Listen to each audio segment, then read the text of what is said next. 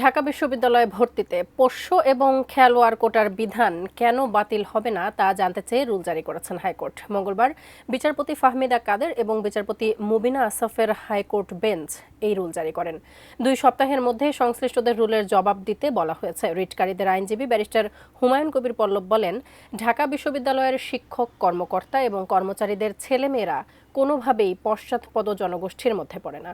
ভর্তি পরীক্ষায় 40% বা 5 নম্বর পেলেই তারা বিশ্ববিদ্যালয়ে ভর্তি হতে পারেন। এই বিধানের ফলে সাধারণ শিক্ষার্থীদের প্রতি বৈষম্য করা হচ্ছে। এই ধরনের বিধান সংবিধান এবং আপিল বিভাগের রায়ের সঙ্গে সাংঘর্ষিক এবং খেলোয়াড় কোটার বিধানটিও বৈষম্যমূলক বলে মনে করেন তিনি।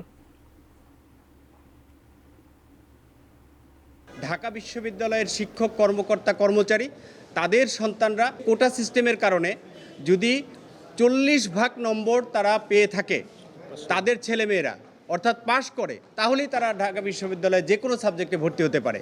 এটি আমাদের মেধাবী শিক্ষার্থী যারা আছে, যারা ভর্তি পরীক্ষার্থী, তাদের জন্য চরম অন্যায় এবং বৈষম্যমূলক।